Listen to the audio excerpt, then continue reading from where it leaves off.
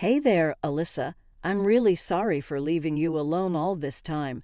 Mommy and Daddy are here now, and we're going to be together from now on, sweetie. Alyssa and I were completely shocked when my brother and his wife suddenly showed up out of the blue. We hadn't heard from them in 7 whole years. We were speechless, wondering what they could possibly want after all this time. They thanked me for looking after Alyssa and then dropped a bombshell. They wanted Alyssa to come live with them.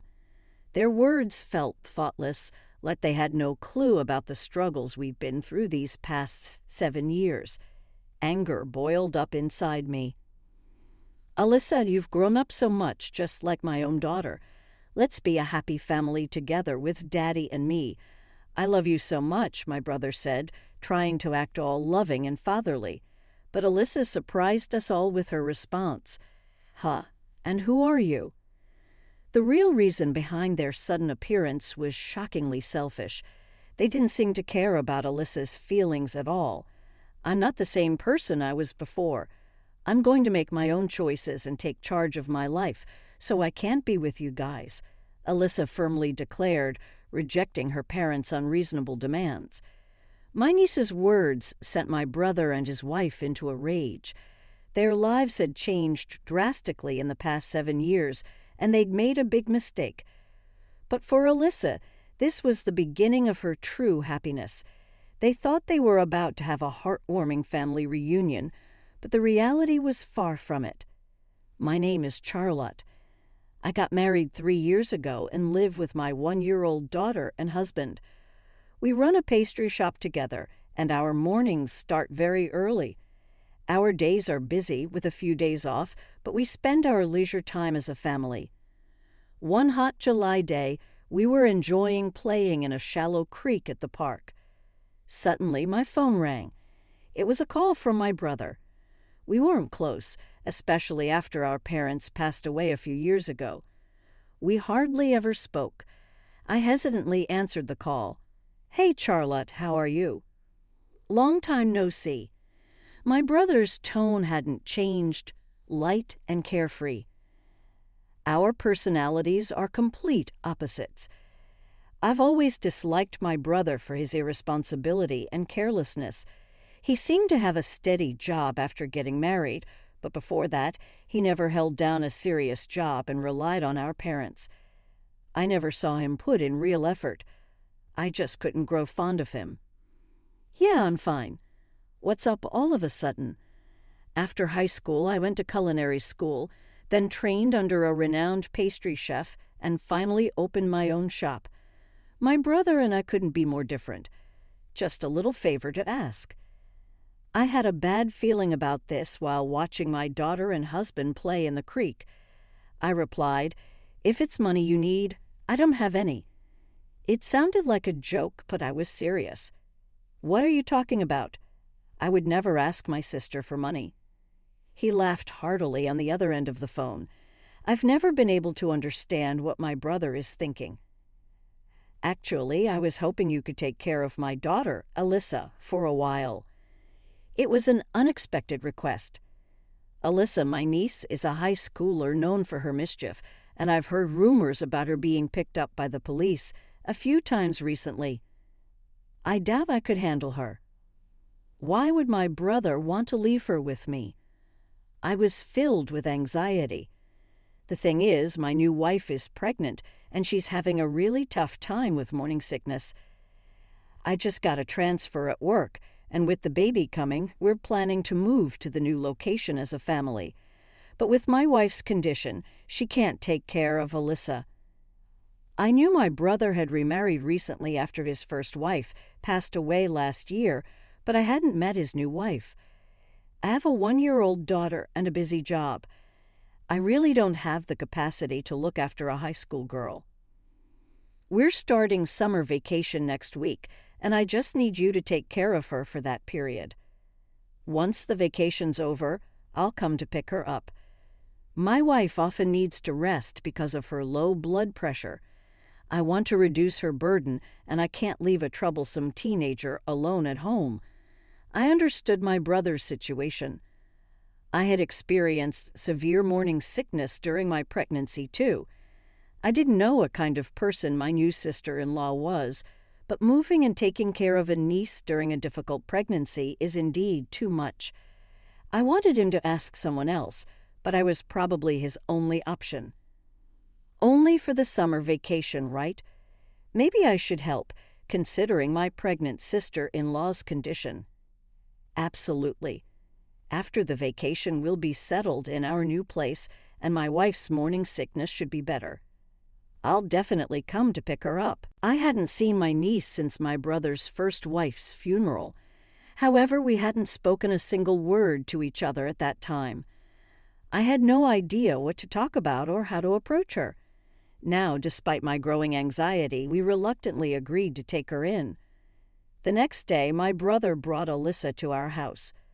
I really appreciate this. I'll definitely thank you properly when I come to pick her up. With just those words, my brother left quickly. Alyssa stood at the entrance, looking down, not trying to make eye contact. Her hair was dyed brown, her face was made up, and she wore short pants revealing her slim legs with brightly colored nails on her fingers and toes. She looked like a typical rebellious high school girl. I had no idea how to start a conversation. Alyssa, come on in for now. I've prepared a room for you upstairs.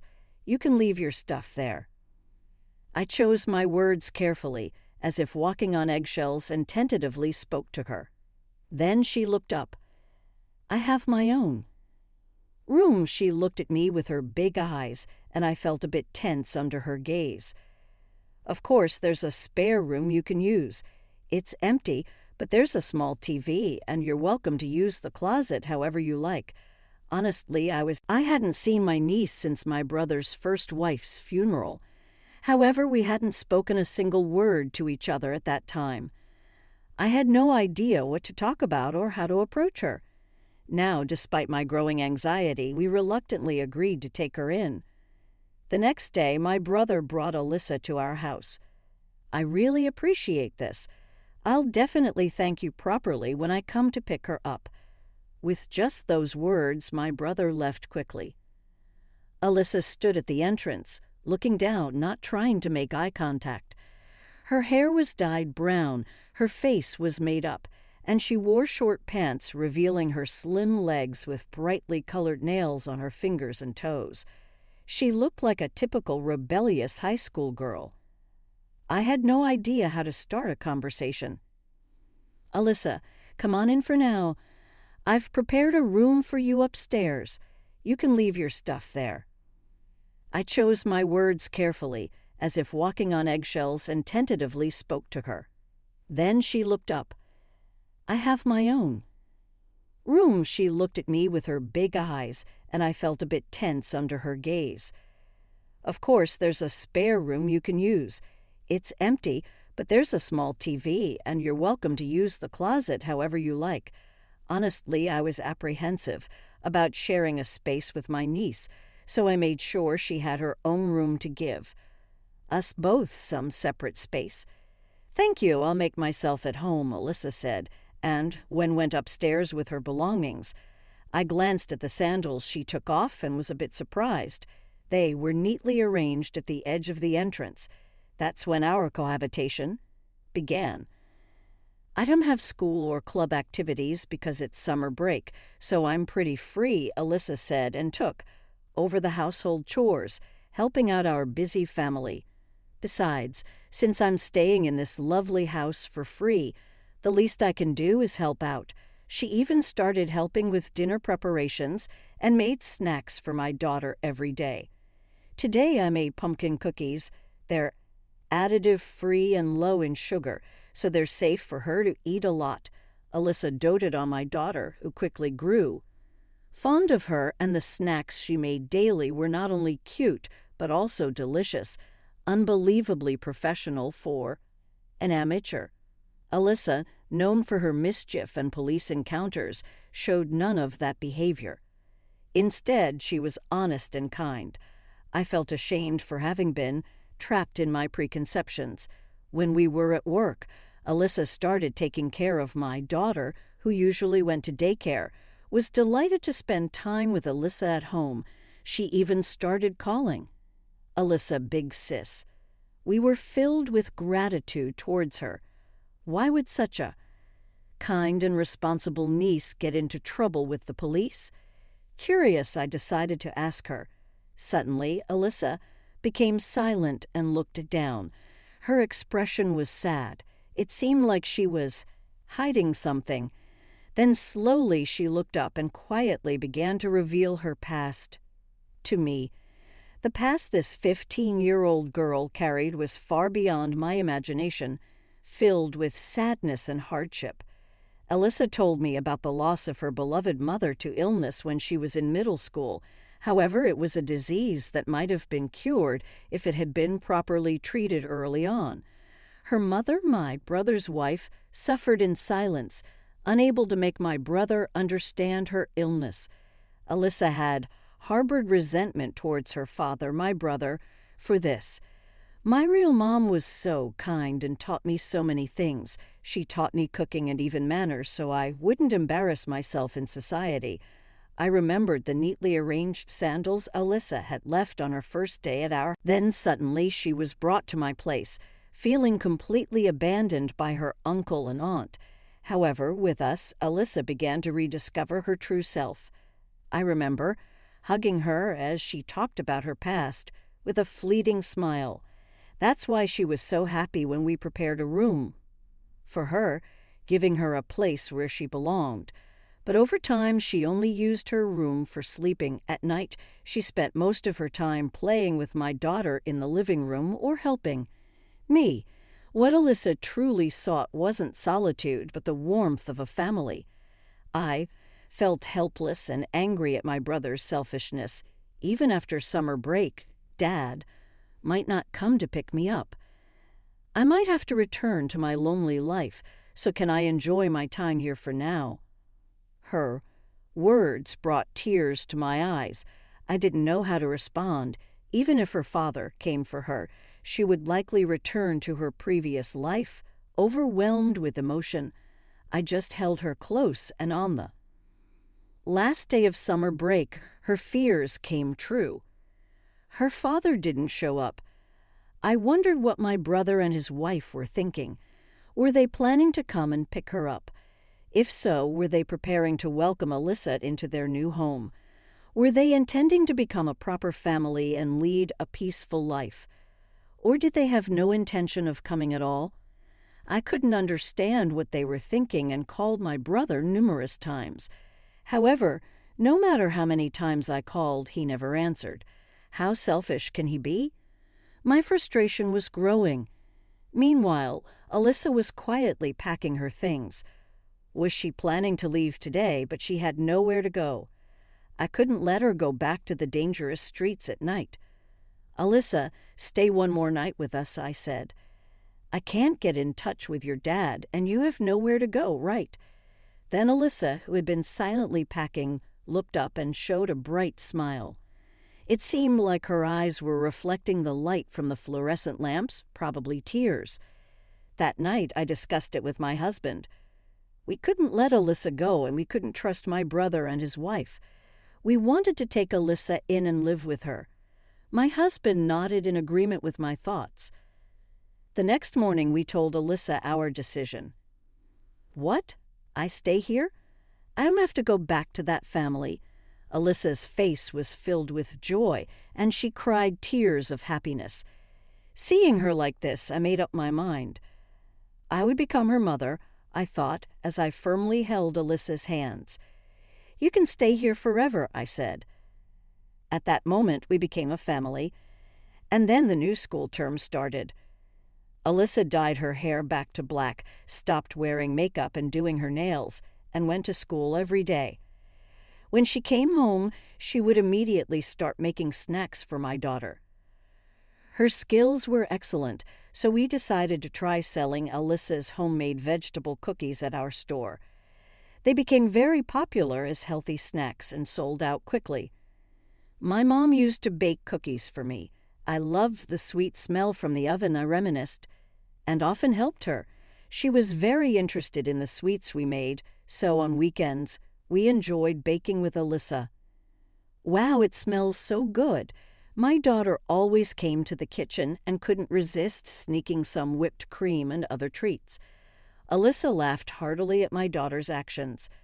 With our advice, Alyssa's baking skills improved rapidly. After graduating from high school, Alyssa enrolled in a pastry school, then gained experience at a famous bakery. I wholeheartedly supported Alyssa as she walked the same path as me. After completing her apprenticeship, Alyssa, who had worked tirelessly in our shop from morning till night with her savings, finally achieved her dream of independence. "Thank you, Mom, Dad, for everything," Alyssa said, a little embarrassed, and smiled. "Congratulations, you've worked hard. Let's continue to strive together as sister shops," I said, setting goals for ourselves. Alyssa, who set her own goals and worked hard toward her dreams, was our pride. My husband nodded in agreement. After that, Alyssa developed not only delicious but also stylish and cute sweets that made people happy just by looking at them. She quickly joined the ranks of famous bakeries. She received daily interviews from TV and magazines, and her creations spread across the country through social media. People even came from afar to visit our shop. Every day there was a line forming in front of our shop before opening. One day my husband and I were helping prepare for the opening at my daughter's shop as Christmas approached. We paid attention not only to product development, but also to decorating the store and designing paper bags. We pastry chefs put a lot of effort into this time of the year. The combination of rich cheese and refreshing strawberries was very popular, and people lined up from early in the morning just to get it. Alyssa carefully arranged the products, my husband cleaned up the kitchen, and I wiped the glass showcase. At that moment, a man's voice said, "Excuse me, sorry. We still have about 10 minutes until we open. Would you mind waiting outside?" I replied, turning my face toward the source of the voice. In that instant, my hand stopped wiping the glass, and I froze. "Hey, long time no see. How have you been?" The man was my brother, who hadn't come to pick up Alyssa for 7 years and had been out of touch. Alyssa seemed to be at a loss for words, too. There was a brief silence. "Alyssa, I'm sorry for making you feel lonely all this time, but you don't have to worry anymore. Mommy and Daddy are here to pick you up. From now on, we'll be together forever," my brother said. From behind my brother, his wife appeared, raising her voice. This was the first time I had seen my brother's wife's face. Until now, she had never done anything motherly, and now she was suddenly claiming to be Mommy. Both of them appeared so casually, as if nothing had happened. I looked at them with contempt, surpassing anger. What on earth did they want? "Charlotte, don't make such a scary face. Thank you for taking care of Alyssa all this time. Sorry for being late to pick her up. Alyssa will live with our family from now on," my brother's wife said. What a thoughtless thing to say. They had no idea what Alyssa had gone through and how hard she had worked for the past 7 years. They knew nothing, and now they were talking about our family. Rage boiled up inside me. "Alyssa, you've become quite impressive. You truly are my daughter. Let's live happily with Mom and Dad from now on," my brother continued. Alyssa, who had been twisting her face at my brother's eerie attitude she had never shown before, finally spoke. Who are you? If you have nothing to do with this shop, please leave right away." Alyssa turned her back to my brother and his wife as she said that. "Don't say that. We apologize for being late to pick you up, but we've had our own difficulties too. It's been tough in many ways. Now that you're grown up, you'll understand, won't you?" my brother pleaded. In response to my brother's words, Alyssa turned around and cast a cold gaze at him. "We've been struggling financially. Even her child, born 7 years ago, is currently in foster care." Truth is, I used a bit of the company's money and got caught, leading to losing my job. On top of that, we're in debt, and there's no way we can support our child, my brother confessed. Desperate, they had seen an article about Elisa's success in a magazine, and out of financial desperation, they approached her. Enough of your selfishness. If you're in need of money, then both of you should work from morning till night. What you're doing is nothing to be proud of as parents, is it? I couldn't contain my anger and raised my voice unintentionally. In response, my brother sneered as if mocking me. Don't get so angry. Besides, this is a matter between me and Elisa. You're not involved. Don't interfere. Then, Elisa placed her hand on my back and stepped forward. Her touch seemed to convey gratitude. That's right. Just as you say, I'm no longer the person I used to be back then. I've grown up. I'll take responsibility for my own life, so I won't be living with you. You're disrupting the business. Please leave, Elisa said with a single statement, turning my brother and his wife red-faced. What kind of attitude is that towards your parents? It's just that we were a little late to pick you up. You're quick to act high and mighty once we say something nice. We hoped you had grown into someone who could listen to your parents and their expectations, but we're disappointed. My brother's harsh words echoed in the shop. Why should I listen obediently to my parents who had always been unreasonable? I couldn't help but feel irritated. My husband, having heard the commotion, came out of the kitchen. What parents? What family? They've never done anything remotely like parents. It's audacious of them to say something like that, my husband added. Now, Elisa turned around and looked at us. They are neither my parents nor anything of the sort. You've walked alongside me as I grew up, always supporting me. You created a warm family atmosphere and gave me a place to belong. You taught me the joy of living. Mom, Dad, you are my real parents. I plan to use the money I earn at this shop to repay you, Elisa said with a gentle expression, smiling. Then, with a sharp look at my brother and his wife, she added, So, outsiders, please leave right now. We're about to open for business.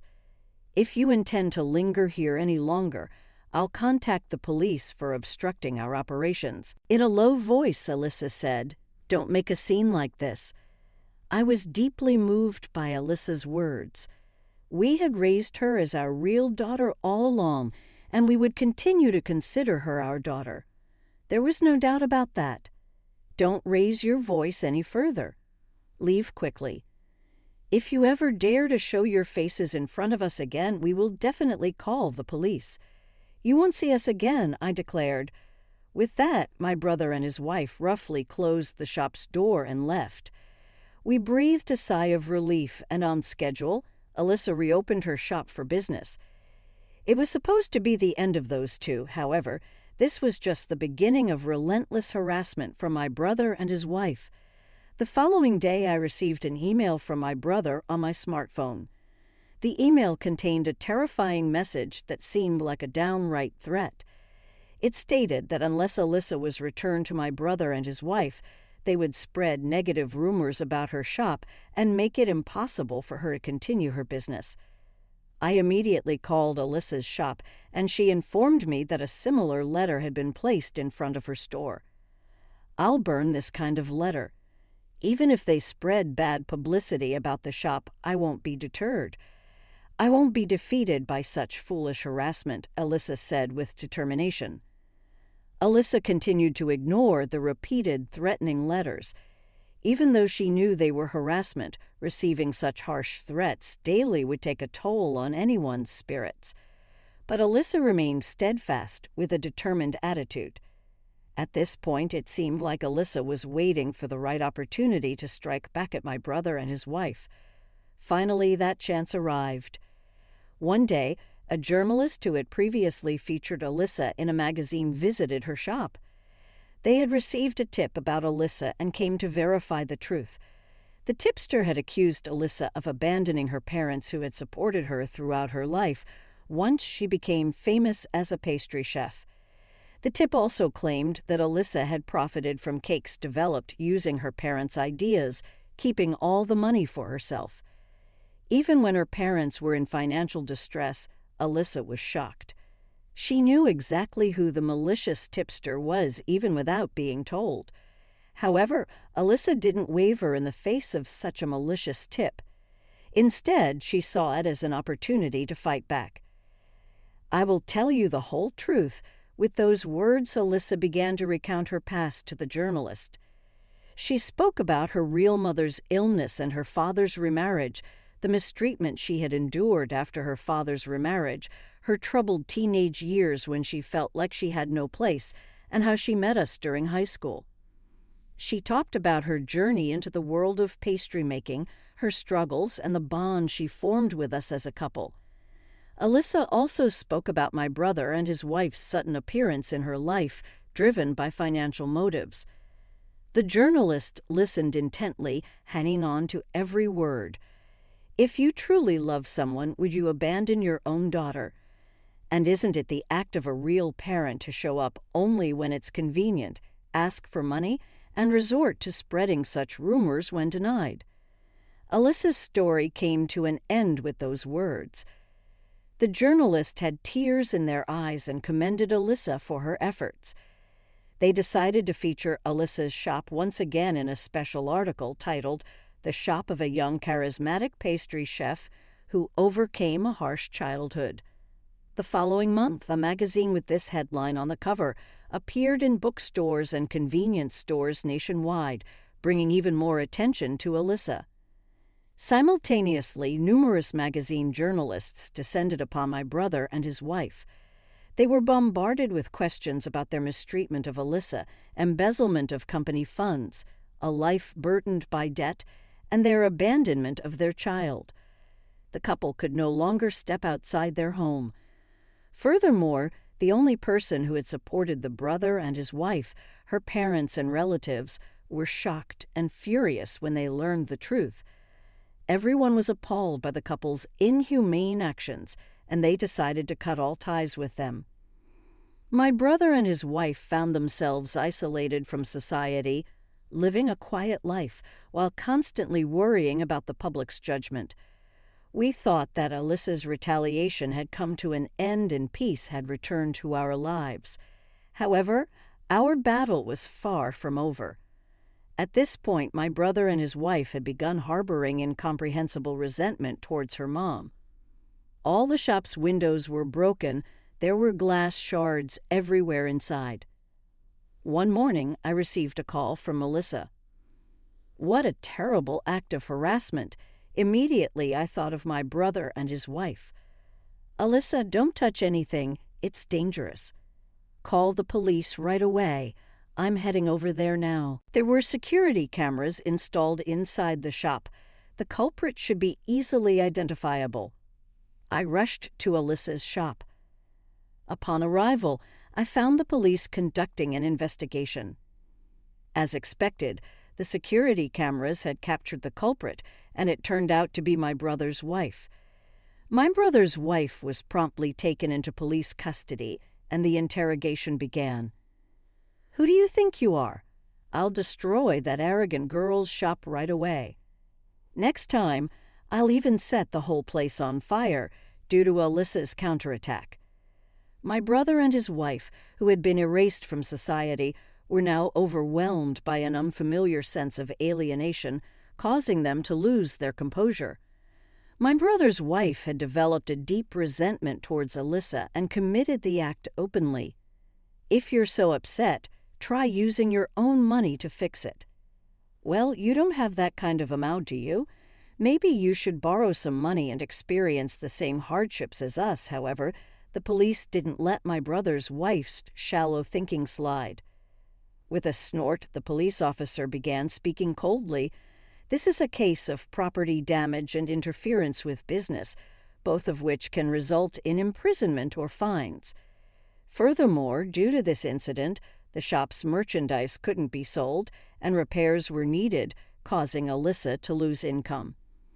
In all these aspects, compensation would be demanded. At this point, she finally realized the gravity of her actions. Her arrogant attitude changed, and she suddenly became smaller in demeanor.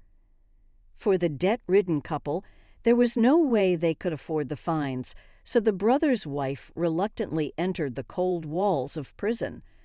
While Alyssa and I were cleaning up the shop's phone rang. It was my brother. "Don't mess around. It's because of you. You failed. My wife got caught by the police because of you. You're the one who should go to jail for being a delinquent. Either switch places with my wife now, or if you don't want your past crimes to be exposed, contact the police and say that the culprit is someone else." We were already fed up with such unreasonable threats from my brother.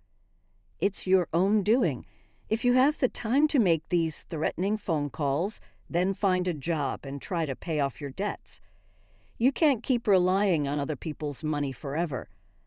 Unable to counter Alyssa's rational words, my brother finally shouted incoherently, "Shut up! Shut up! Don't interfere with your parents like this, you ungrateful daughter. I'll send you to hell." On the other end of the phone, my brother was breathing heavily. "You're not my parents or anything like that. You abandoned me 7 years ago. You're strangers now.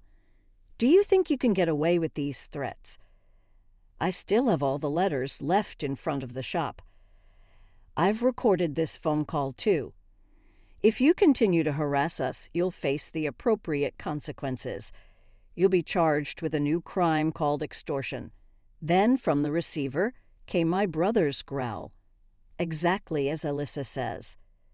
"If you don't want to increase your charges any further, cut ties with us, work hard on your own, and repay your debts." With that, we hung up the phone. 7 years ago, Alyssa was a high school student with a record of 5 delinquency cases, and I didn't know how to handle her. To see her grow so resiliently, taking her own path, becoming independent, and distancing herself from her father was truly impressive.